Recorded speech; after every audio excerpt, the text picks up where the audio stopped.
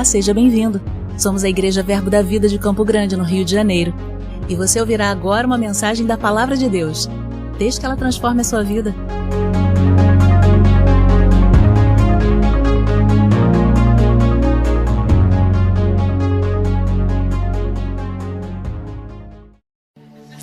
Que privilégio congregar, não é, querido? Você está pronto para receber uma porção da palavra do Senhor? Sabe, queridos, eu sempre gosto de olhar para aquela mulher, não é? Curada do fluxo de sangue. Porque aquela mulher me ensina muito em fé, ela me ensina em ousadia, ela me ensina em determinação. E eu gosto muito do perfil dela, né? Da personalidade dela. Naquela época, o sacerdote estendia a mão para curar. Vinha da parte do sacerdote essa atitude de impor as mãos, tanto para transferir o pecado do povo, quanto para curar. Mas aquela mulher, ela sabia, queridos, que se ela ficasse esperando a mão chegar nela, nunca chegaria. Afinal de contas, Jesus, como sacerdote, não poderia tocá-la, porque ela era impura. Então, ela não receberia o toque de Jesus, porque pela lei ele não poderia tocá-la. Pela lei ela era considerada impura. Mas aquela mulher, ela decidiu não se conformar com a situação que ela estava vivendo. E o meu convite para você essa manhã é que você não se conforme com a situação que você está vivendo. Porque há da parte de Deus algo já liberado sobre a sua vida, para que você rompa em fé. E ela decidiu romper em fé. Ela decidiu, ele não vai me tocar, porque pela lei ele não pode me tocar. Mas se ele não me toca, eu não fico curada. Mas eu decido tocar nas vestes dele e receber a minha cura. Então hoje pela manhã Jesus está aqui, você crê? Se a palavra está reunida, se nós estamos reunidos em nome dele, se a palavra está sendo pregada nesse lugar, Jesus está aqui. Então, que você toque nas orlas das vestes sacerdotais essa manhã. E receba da palavra a cura que você precisa, não é? Seja na sua vida física, emocional, financeira, familiar, seja em qualquer área que haja um desafio na sua casa, na sua vida essa manhã. Jesus está aqui e, queridos, ele ainda cura. Ele liberta, ele está pronto e disponível para mudar as nossas atitudes essa manhã, para mudar a nossa vida essa manhã através das nossas atitudes. Amém? Essa manhã, queridos, eu sei que é dia dos pais, né? Mas o Senhor me inspirou e na quinta-feira, o culto do nosso pastor, e eu aconselho você, se você não estava aqui, eu aconselho você a ouvir. O culto já passou, amém? Já passou, a atmosfera estava aqui disponível, a mesa estava posta, mas você pode comer um pouco daquela palavra que foi ministrada aqui, graças a Deus pelos recursos da internet. Você pode comer um pouco daquela palavra que foi oferecida aqui na quinta-feira. Enquanto o pastor ministrava, ele falou uma frase, que sabe aquela frase do punhal, não é que entra? Não sei se acontece com você. Comigo tem essas frases de punhal que vão entrando, né? Ou pro bem ou pro mal. Porque às vezes quando alguém fala alguma coisa fora da doutrina, é como uma espada entrando. E aí, graças a Deus pela vida de Janaína, lá na escola de ministro em 2012, porque eu aprendi que o ofício do mestre, ele tem um punhal, que quando entra, sangra, quando a doutrina é maculada, não é? Então todas as vezes que alguém fala alguma coisa fora da doutrina, é como um punhal entrando no meu coração, que a doutrina foi maculada. Mas na quinta-feira não foi isso, foi o contrário. O pastor falou algo que entrou como rema no meu coração, não é? E ele estava falando sobre o temor do Senhor. E ele falou sobre nós tirarmos Deus do trono e colocarmos Deus no mesmo nível do nosso. E queridos, alguém desavisado pode ouvir isso e achar que mas como assim? Deus não é nosso pai? Sim, ele é nosso pai. Ele é um pai de amor, ele é um pai bom. Tudo isso é bíblico e a palavra fala sobre isso. Mas ele é Deus, não é? Ele é o nosso pai, nós podemos ter intimidade com ele e nos achegarmos confiadamente ao trono da graça e dizer: Abba, pai, paizinho amado. Tudo isso é bíblico, mas ainda assim Deus é Deus, não é? Enquanto ele falava sobre isso, sobre nós tirarmos Deus do trono, sobre nós não reconhecermos esse lugar de autoridade de Deus como rei na nossa vida, como aquele que está, né, acima de nós. É um perigo muito grande. E aí, quando ele falou sobre isso, bem lá no meio da ministração, eu me lembrei de um episódio. E eu já tinha uma palavra no meu coração para essa ceia, do se assentar à mesa da comunhão, do se assentar à mesa do rei. O Senhor já tinha me dado um texto, mas quando o pastor falou isso, eu rapidamente me veio o texto e eu falei, Vasti, como aquela mulher, não é? E eu não vou tratar de submissão ou autoridade, não é o foco da ministração, porque nem é um culto de casais. Mas essa passagem, ela é muito rica para nos alertar sobre nós não reconhecermos Deus como Deus. E que tudo que temos, só temos porque Ele é conosco. Tudo que temos vem dEle. Ele é a nossa fonte. E às vezes, queridos, e isso é bom, não tem nada demais, entendam o que eu estou falando. Às vezes, por essa intimidade que nós devemos ter com o Senhor, pode entrar algum engano no nosso coração. E nós corremos o risco de tirar Deus desse lugar. E quando nós tiramos Deus desse lugar de trono, de rei, nós também começamos a desvalorizar aquilo que vem dele. E foi isso que aconteceu aqui. Eu quero ler com você o texto que está lá em Esther, assim como o pastor Josias decidiu desgrudar as folhas da nossa Bíblia em Ageu. Nós vamos desgrudar a folha da nossa Bíblia em Esther, até porque nem estamos no culto de mulheres, né? Quando vem para o culto de mulher, não aqui nessa igreja, né, gente? Vamos combinar. Mas nas outras igrejas, quando vem para o culto de mulheres, a gente já sabe que alguém vai falar de Esther, né? Mas graças a Deus, de Ruth. E lá em Esther, no livro de Esther, eu quero pontuar com vocês algumas coisas aqui, não é? E nós hoje celebramos a ceia. E, queridos, espiritualmente, nós estamos assentados à mesa da comunhão. Espiritualmente, nós estamos com o rei, não é? Na mesa do rei. E às vezes, queridos, no nosso dia a dia pode ser que isso passe. Até porque a gente não tem cultura de monarquia, não é? A gente não vive num país monárquico, no sistema de governo de monarquia, de rei, de rainha. Então, às vezes, isso fica tão distante da gente entender e compreender o que significa estar sentado à mesa do rei. A gente perde um pouco, você entende? A gente perde um pouco daquilo que é a monarquia, daquilo que é o reinado, daquilo que é o privilégio de estar sentado à mesa do rei, porque a gente tem um outro sistema de governo.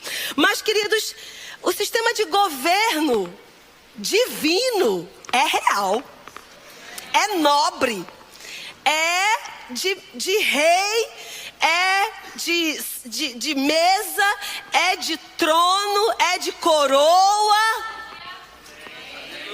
Amém? Talvez hoje não uma coroa física, talvez hoje não uma mesa física, porque o reino de Deus ainda não foi estabelecido fisicamente sobre a terra. Mas vai chegar um dia, queridos, que isso vai ser real mesmo. Que o reino de Deus será estabelecido sobre a terra e haverá um trono, aonde Jesus estará assentado. E você vai ver. E Ele vai governar todas as nações. E às vezes isso fica muito distante da gente. Mas eu creio que o Senhor hoje quer aproximar isso. E já nos ensinar alguns comportamentos quando nós estamos assentados à mesa do rei. E lá em Esther, né, a gente não vai ler tudo. Mas a história é do rei Assuero e da sua esposa, Vasti. E em um determinado momento desse reinado, ele decide dar uma festa, ele decide dar um banquete. A gente não vai ler o texto todo corrido, mas eu quero fazer um paralelo entre esse reinado aqui físico e aquilo que nós estamos vivendo hoje, esse reinado espiritual em Cristo Jesus. No versículo 4 do capítulo 1, a palavra vai dizer o seguinte: então o banquete real estava pronto, E aí a palavra diz, então mostrou as riquezas da glória do seu reino e o esplendor da sua excelente grandeza por muitos dias, por 180 dias. O rei Assuero deu um banquete e naquele banquete ele se exibiu. Naquele banquete ele mostrou tudo aquilo que havia no seu reinado. Naquele banquete ele mostrou o palácio, ele mostrou o salão real, e a Bíblia vai dizer que o salão real tinha colunas de mármore, tinha viludo, tinha ouro. Ele ostentou mesmo aquilo que era a sua riqueza natural, aquilo que tinha no seu reino natural. Ele deu um banquete, convidou os governadores de todas as cidades, ele colocou todas aquelas pessoas que estavam revestidas de autoridade naquele lugar, e ele demonstrou, eu sou o rei, e por eu ser o rei, eu tenho tudo isso, e o meu reinado é grandioso, e a grandeza e a excelência no meu reinado. Ele chamou todo mundo e mostrou aquilo que havia no reinado dele. E aí, querido, se a gente fizer um paralelo disso daqui com o que está lá em Mateus, no capítulo 10, a gente vai ver que Jesus também fez isso. Quando Jesus, ele chama os seus discípulos e ele diz aos seus discípulos, vocês precisam ir agora para demonstrar o reino que está prestes a ser estabelecido. Jesus também dá, vamos dizer assim, né, uma demonstração de como o seu reino funcionaria. Eu vou ler para você o que está lá em Mateus, no capítulo 10, para você entender que Jesus também demonstra toda a grandeza do seu reino, toda a excelência do reino que estava prestes a ser estabelecido sobre a terra. Ele diz o seguinte, no capítulo 10, a partir do versículo 7. E, à medida que seguires, pregai que está próximo o reino dos céus. E aí ele começa a dizer o que há nesse reino. Diferente do rei natural, que vai dizer que no seu reino há veludo, há pedras preciosas, há mármore, há isso, aquilo, que o salão real é coberto de ouro e tudo mais. Diferente desse rei natural, do rei Assuero natural, que começa a demonstrar toda a beleza, excelência e grandeza do seu reino natural, Jesus aqui ele vai demonstrar toda a beleza, toda a grandeza, toda a excelência de um reino espiritual que estava prestes a ser estabelecido. Ele começa a dizer, olha, no versículo 8, curai enfermos, ressuscitai mortos, purificai leprosos, expelir demônios. Ele começa a dizer, no reino que está prestes a ser estabelecido, a regra é essa. Vai ser assim. A grandeza do meu reino é essa. Pessoas serão curadas, pessoas serão transformadas, famílias serão recompostas, haverá restauração, haverá restituição, haverá prosperidade, haverá provisão. Se alguém está morto, vai ressuscitar. Se alguém está morto e separado de Deus, vai ser reconciliado. Ele começa a estabelecer as regras do novo reino que estava prestes a ser estabelecido. Você está nesse reino? Oh glória, sabe que nesse reino há um comportamento? Assim como no reino natural há um comportamento, nesse reino que ainda é apenas espiritual e não diminuindo o apenas, mas que ainda não está fincado naturalmente, isso só vai acontecer daqui a pouco tempo. Oh glória, muito pouco tempo, eu creio, muito pouco tempo, amém. E aí olha o comportamento dessa pessoa aqui chamada Vasti, que era a esposa do rei. Vamos voltar lá para Esther, por gentileza. Ele dá um banquete e no versículo 10 do livro de Esther, capítulo 1, versículo 10, diz o seguinte, ao 7º dia, estando já o coração do rei alegre do vinho, mandou, e aí ele vai dar o nome de todos os eunucos aqui que tomavam conta da rainha, vamos passar para o 11, que introduzissem à presença do rei a rainha Vasti, com a coroa real, para mostrar aos povos e aos príncipes a formosura dela, pois era em extremo formosa. Porém, a rainha Vasti recusou vir por intermédio dos eunucos, segundo a palavra do rei, pelo que o rei muito se enfureceu e se inflamou de ira. E aí a história, né, continua. E aí entra o culto de mulheres, né? Vai falar de Esther, mas não é o foco. O foco aqui é, Vasti era rainha. Para ela ser rainha, ela precisava ser casada com o rei. Ela não seria rainha por si só. Ela só estava naquela posição de nobreza por causa do rei. Ela só tinha uma coroa sobre a cabeça dela por causa do rei. Ela só tinha autoridade, porque a Bíblia vai dizer uns versículos antes que ela também dá um banquete para as mulheres. Ela só poderia dar banquete e ela só tinha autoridade por causa do rei. E nesse episódio, ela não considera a ordem do rei. Ela não considera o comando do rei. Ela não considera a vontade do rei. E aí, queridos, eu creio que o Senhor, essa manhã, Ele quer nos lembrar que Ele é a nossa fonte. Você tem um trabalho? Ele é a tua fonte. Você tem uma família? Ele é a tua fonte. Você tem saúde? Ele é a tua fonte. Você tem alegria, paz, Ele é a tua fonte. Você sabe que por mais que as circunstâncias se levantem e você possa se entristecer, mas você tem autoridade para mudar essa circunstância por causa do rei. Somente por causa dele. E quantas vezes esse rei está nos convidando para nos assentarmos à mesa da comunhão e nós estamos rejeitando o convite do rei. Quantas vezes, queridos, porque coroa significa autoridade. Você lembra que quando Jesus subiu aos céus, Ele disse, eu dou a vocês toda a autoridade. Então você pode não estar vendo, mas sobre a sua cabeça já tem uma coroa. É uma coroa espiritual, mas ela é uma coroa verdadeira. Ela é uma coroa poderosa e ela te dá autoridade.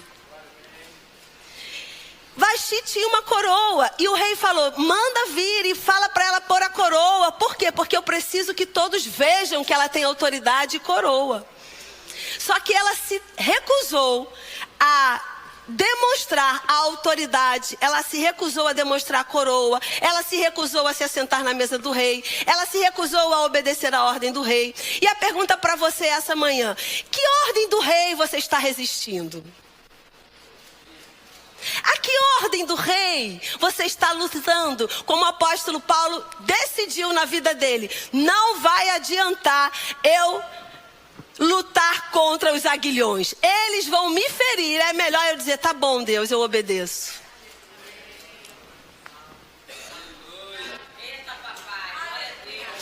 Sabe, queridos, se a gente às vezes não parar para pensar sobre essas coisas, a gente vai viver de qualquer maneira, seguindo o fluxo da vida. E Deus não quer que a gente siga o fluxo da vida. Ele nos separou para uma missão. Nós estamos nessa terra por uma missão. E nós temos, queridos, espiritualmente esse lugar. Nós já estamos assentados à presença do rei.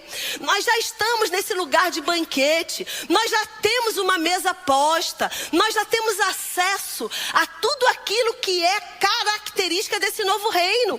Eu e você já temos acesso. Muitas vezes não estamos tomando posse desse acesso, até porque o diabo ele gosta de nos confundir. Ele gosta de trazer condenação. E alguém condenado fica tímido. Alguém condenado perde a ousadia.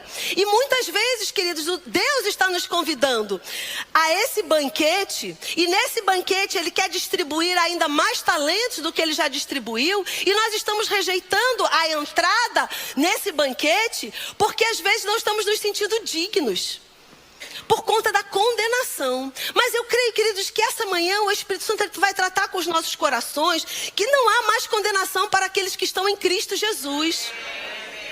Porque aquele que não conheceu o pecado, Ele o fez pecado por nós. Para quê?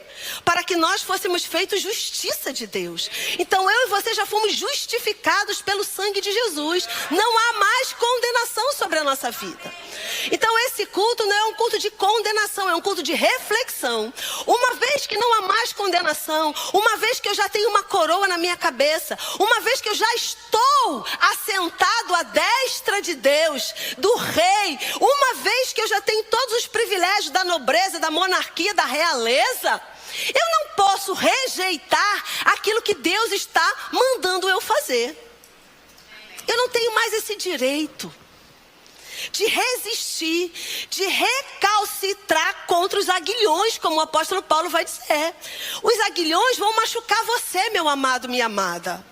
Quanto mais a gente vai se debatendo e não fazer a vontade de Deus e não entrar no chamado que Deus tem sobre a nossa vida, em rejeitar as coordenadas de Deus, quanto mais a gente vai se apegando àquilo que é natural e usando aquilo que é natural como desculpa para não mergulhar no espiritual, mais a gente vai se machucar. Sabe que parece que é bom resistir ao espiritual, resistir ao chamado, resistir aos comandos, porque afinal de contas eu tenho coisas no natural para me agarrar. Parece bom, queridos, mas é um abismo. É um abismo. Sabe que o apóstolo Paulo parecia bom aquilo que ele estava fazendo. Ele julgava ser o certo. Ele dizia, eu vou atrás desse povo crente, eu vou matar todo mundo, eu vou trazer todo mundo preso, porque isso é uma heresia. Ele julgava estar certo. E era isso que ele ia fazer. Mas um dia a Bíblia diz que ele teve uma experiência tão forte, mas tão forte, que ele entendeu que tudo aquilo que ele estava fazendo era errado. Apesar de na cabeça dele ser o certo. Sabe que muitas vezes nós estamos assim, agarrados ao natural e achando que aquilo que estamos fazendo é o certo, quando na verdade tudo aquilo que deveríamos fazer é largar aquilo que é natural e mergulhar no espiritual. É aceitar o convite do rei.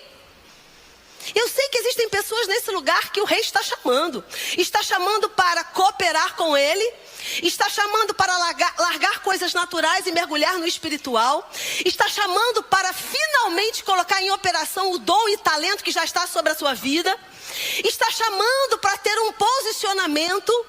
O rei está chamando, cada um tem um contexto, cada um tem uma necessidade, mas hoje pela manhã eu posso dizer com toda certeza, como o ar que eu respiro, o rei está nos chamando para algo. E se nós não entendermos que já está sobre a nossa cabeça uma coroa, e essa coroa nos dá autoridade para fazer aquilo que o rei está nos chamando para fazer, você já tem autoridade, querido. Não adianta você querer ir para a boca do peixe, para a barriga do peixe. Não adianta. Sabe por quê? Vai causar dano no barco e na tripulação que está com você. Tadinho de Jonas. A gente olha para, poxa vida, mas o barco ia a pique por causa dele. E sabe por quê? Não era porque ele era mau, não. Era porque ele estava rejeitando o chamado do rei. Ele era uma boa pessoa. Tão boa que Deus o chamou. Mas ele estava rejeitando o chamado do rei. Há uma sala de banquete. E nessa sala de banquete, há tudo que você precisa. Imagina uma sala de banquete real, com tudo que você precisa naquele lugar. A porta está aberta, o acesso está liberado. Você tem credencial para entrar naquele lugar, porque não é todo mundo que entra, não. Mas você tem credencial para entrar naquele lugar. A porta está aberta. Tudo que... Pensa aí, o que você precisa hoje, essa manhã? Qual é a tua necessidade? Se Jesus estivesse aqui em pessoa, como aquela mulher do fluxo de sangue, você agarraria nas vestes dele para dizer, tão somente eu tocar, eu vou receber aquilo que eu preciso? Sim, não é? Se você não fizesse isso, você seria louco. Você precisa de algo, Jesus está passando aqui no meio, nesse corredor, Jesus está passando. Você sabe que o que você precisa está nele. E você sabe que se você tocar, você vai receber aquilo que você precisa. Você toca ou não? Toca. Então vamos dizer que o banquete real é assim. Tudo que você precisa está dentro daquela sala.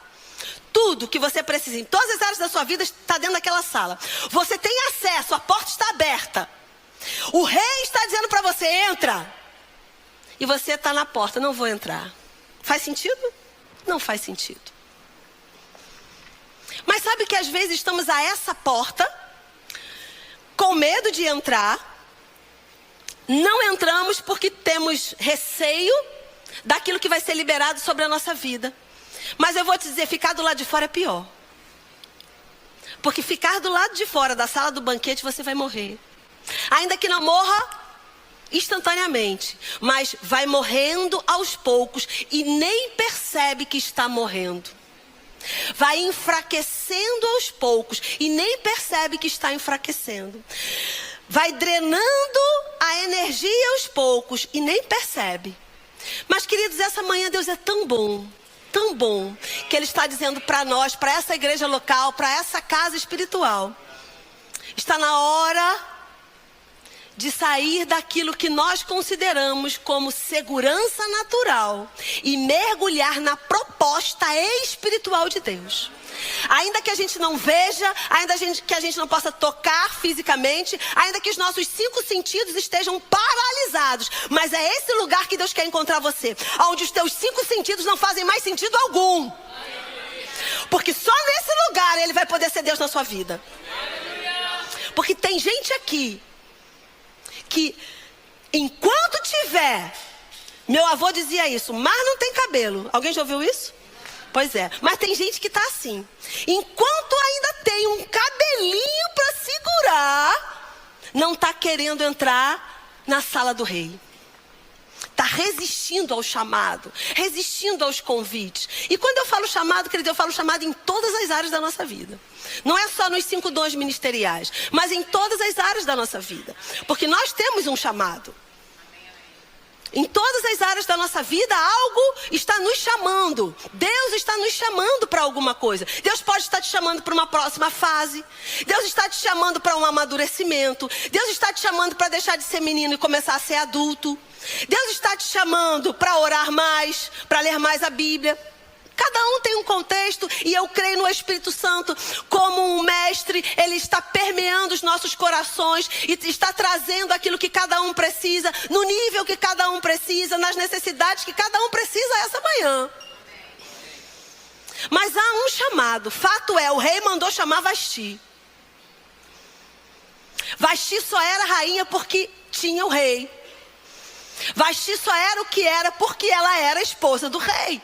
E nós só somos o que somos porque somos filhos do rei.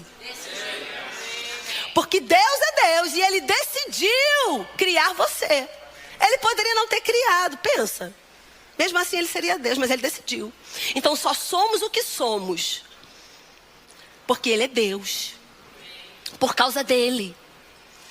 E muitas vezes nós estamos considerando muito mais aquilo que é nosso, aquilo que é natural, aquilo que podemos tocar, ver, do que aquilo que Deus está nos convidando. Chegou a oportunidade de subirmos para um outro nível. Você está disposto? Amado, deixa eu dizer algo para você.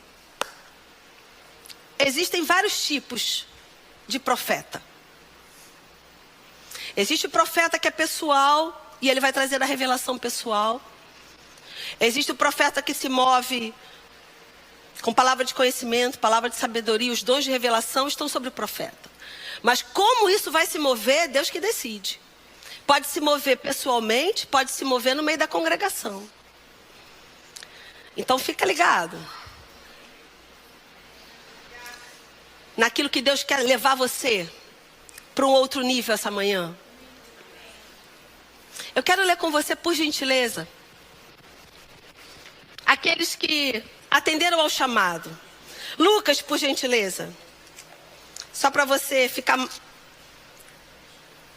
menos tenso essa manhã. Oh, aleluia. Lucas 24, por favor. Eu quero ler numa outra versão aqui. 22, Lucas 22, a partir do versículo 28. Eu quero ler com você na NVT, nova versão transformadora.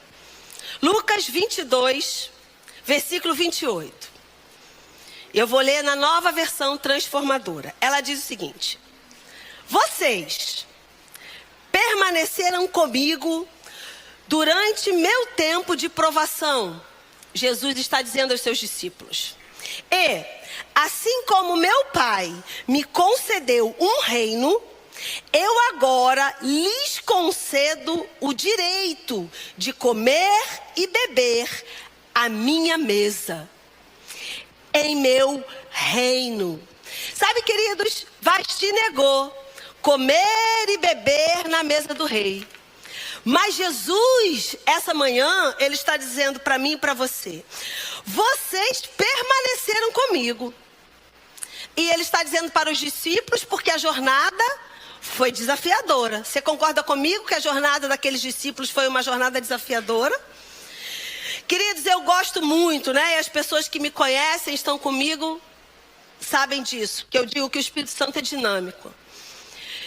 Se você olhar para Jesus e para o ministério terreno dele, Jesus não podia perder tempo. Eu sempre brinco, né? Eu não posso perder tempo, nem você pode perder tempo. Jesus não podia perder tempo, queridos. Ele só tinha 3 anos e meio para fazer tudo que ele precisava fazer. Pensa. Tu tá no crédito. Tem mais tempo do que ele. 3 anos e meio. Então, foi faca na caveira daqueles discípulos. Sem anestesia, né, pastor? Faca na caveira. Vai. Não tinha tempo a perder. É assim, errava, é assim. Errava de novo, é assim. Errava de novo, é assim. Pedro, vamos lá, Pedro. Pedro, pensa antes de falar, pelo amor de Deus, Pedro. Né? Imagina quantas vezes Jesus falou isso para Pedro. Pedro, oxigena o cérebro, Pedro, pelo amor de Deus. Não fala o que vem na tua cabeça não, Pedro. Né? É porque, como diz o nosso pastor, eu acho brilhante. Amado, tem muita poesia envolvida. Mas vamos pensar num treinamento do BOPE. Tropa de elite. Aqueles caras eram tropa de elite. Eles precisavam ser treinados em um curto espaço de tempo. E era um treinamento rigoroso. Só que aí no final, lá em Lucas, talvez no momento mais difícil de Jesus, a última ceia. E eu acho muito interessante que os momentos cruciais de Jesus, ele marca o encontro à mesa. Era um encontro à mesa. E naquela mesa de comunhão, naquela mesa de despedida, naquela mesa misturando todas as emoções, Jesus fala para os seus discípulos: vocês perseveraram. Tinha tudo para desistir. Amado, quantas vezes a gente pensa: agora eu vou desistir? Eu sei que você pensa. Eu penso: agora eu vou desistir. Agora eu desisto do meu chamado. Agora eu desisto do meu ministério. Agora eu desisto do meu casamento. Agora eu desisto da minha filha. Agora eu desisto do meu filho. Agora eu desisto do meu pai, da minha mãe. Quantas vezes nós pensamos em desistir? Aqueles discípulos pensaram em desistir. Muitas vezes. Com certeza. E Jesus diz: mas vocês perseveraram. Perseverança tem galardão. Quantas vezes você manda a criança escovar dente? Tem galardão, pai e mãe. Glória a Deus. Vocês perseveraram. E porque vocês perseveraram e vocês entenderam o privilégio de se assentar à mesa do rei, eu vou dizer: o banquete está posto. Jesus diz: o banquete está posto e vocês vão entrar no meu reino, porque ele não tinha morrido ainda, então o reino não tinha sido estabelecido ainda. E ele dizia: vocês vão entrar no meu reino, e no meu reino vocês terão um lugar à mesa. E não é só um lugar à mesa, também é um lugar de autoridade. É um lugar de autoridade. É um lugar de autoridade. Você entende o que é um lugar de autoridade? Autoridade, queridos, para você expulsar demônio. Porque aí a gente vai voltar para Mateus 10. Autoridade para orar pelos enfermos. Autoridade para expulsar demônios. Autoridade para falar a palavra e ter resultado. Autoridade para colocar a mão na palavra e exigir, extrair da palavra tudo o que ela tem para te dar. Porque foi o que aquela mulher fez. Eu coloco a mão na palavra e eu vou dizer: se eu colocar a mão na palavra, eu vou extrair dela tudo o que ela tem para me dar. Ela disse: eu vou tocar nele. Se eu tocar nele, tudo que ele tem para me dar, eu vou receber. Eu vou extrair, eu vou sugar dele tudo que ele tem para me dar. Amado, tenha essa atitude diante da palavra. Põe a mão na palavra, coma a palavra, suga da palavra tudo que ela tem para te dar. Tão somente se eu tocar eu ficarei curada. Ousadia para tocar na palavra. Ousadia para extrair da palavra tudo o que ela tem para te dar. Agora, responsabilidade para fazer tudo aquilo que a palavra diz que você tem que fazer. Tem uma coroa na sua cabeça. Você está assentado em um trono. Você já está no banquete real. Agora, certa vez Jesus, a Bíblia tem uma parábola comparando o dono da obra e os seus trabalhadores. E a Bíblia diz que talentos foram distribuídos entre os seus trabalhadores. Alguns trabalhadores entenderam isso e multiplicaram esses talentos. Mas teve um que não entendeu e não multiplicou, enterrou. E esse no dia do acerto de conta, o dono da obra disse para ele: onde está o talento? Eu escondi porque o Senhor é homem mau. Primeiro ponto que eu quero tratar com você aqui, nessa parábola: não terceiriza a responsabilidade. Porque o que aquele servo fez? Terceirizou a responsabilidade. Eu não fiz porque você era mau. Eu não fiz porque você era assim. Eu não fiz porque a sua atitude era essa. Não, amado. Não terceiriza a responsabilidade. O que você tem que fazer? Faça você, independente dos outros. Porque quando o rei vier, ele vai acertar a conta com você. Cadê o talento? O que você tem feito com o talento? E a Bíblia diz duramente, aqueles que não fizeram nada, até o que tem, lhe será tirado. É duro, não é? Mas eu vou te dizer, palavras da salvação essa manhã para a sua vida. Amém. Oh, glória! Deus é bom. E Ele está pegando você essa manhã e dizendo: filho, não dá mais tempo. O convite é: você já tem tudo. Você só precisa colocar em operação. Precisa tirar os olhos do natural e colocar os olhos naquilo que é eterno.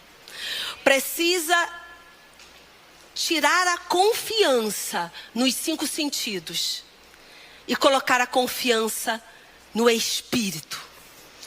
Queridos, lá no Éden, Adão e Eva tinham comunhão com o rei.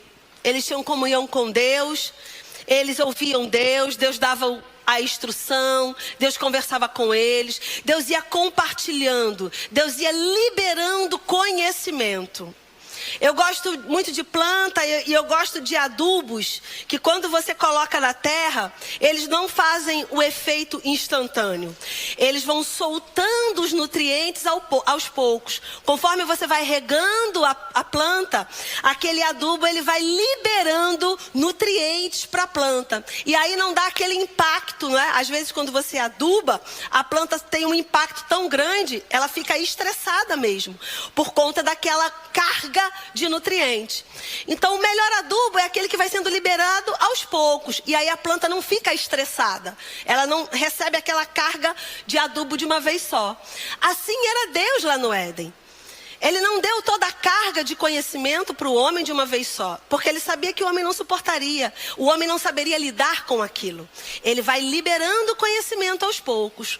E nesse processo de liberar conhecimento, Deus vai desenvolvendo relacionamento e confiança com o homem. Enquanto isso acontecia no Éden, o homem não era guiado pelos 5 sentidos. Não que os 5 sentidos não estivessem lá. Eles estavam lá. Tanto estavam que o homem viu a árvore, desejou a árvore, viu que era boa, suculenta. Mas ele não era guiado pelos 5 sentidos. Ele era guiado pela voz do mestre. Com o pecado, esse fluxo acabou. E o pecado separou o homem de Deus. E o homem sem Deus, ele começou a ter necessidade de ser guiado pelos 5 sentidos. Porque como ele não ouvia mais a voz de Deus, como Deus não estava mais ali para guiá-lo, ele precisava ser guiado porque Deus nos criou para receber comando. Apesar do mundo dizer para você que não. Deus criou a humanidade para receber comando. De quem? Dele. Nós não somos ingovernáveis. Deus não criou a humanidade ingovernável. Então, como o homem não tinha mais comando de Deus, ele começou a se apoiar nos 5 sentidos. Deus dizia para ele: não vai por aí porque aí você vai se machucar, aí tem fogo. Ok, aí tem fogo. Agora não tem mais a voz de Deus. Botei a mão no fogo, ai, me queimei. Não vai por aí porque aí tem um abismo, você vai cair e vai se machucar. Ah, não tem mais Deus falando, eu caio e me machuco. E assim ele começou a ser guiado pelos 5 sentidos. Mas quando Jesus vem, ele diz: eu vou, mas eu vou enviar outro. E esse outro que eu vou te enviar, ele vai te guiar. Da mesma maneira que o homem era guiado antes do pecado, agora o Espírito de Deus vai te guiar nessa terra. E você não precisa mais ser guiado pelos 5 sentidos. Então, queridos, você está numa outra fase. Você não está na fase onde pessoas são guiadas pelos 5 sentidos. Você está na fase onde o Espírito te guia. E essa manhã o convite de Deus é para você entrar na sala do trono, com ousadia e intrepidez, para receber o socorro que você precisa hoje. Agora, esse socorro vai vir, se já não veio aí no seu coração. Eu sei que muitos já veio. Respostas já chegaram. Mas quando esse socorro vier, você não pode colocar na balança 5 sentidos e voz de Deus. Não está mais na fase dos 5 sentidos. Agora a fase é ser guiada por Deus, pela voz do Rei, pela voz do Mestre. Ainda que seja loucura para os 5 sentidos, ainda que seja desafiador dizer não aos 5 sentidos, aquilo que é natural, aquilo que a mente conjectura, ainda que seja desafiador, mas Deus, Ele está te chamando e te esperando sentado à mesa para esse rompimento essa manhã. Obrigada, queridos.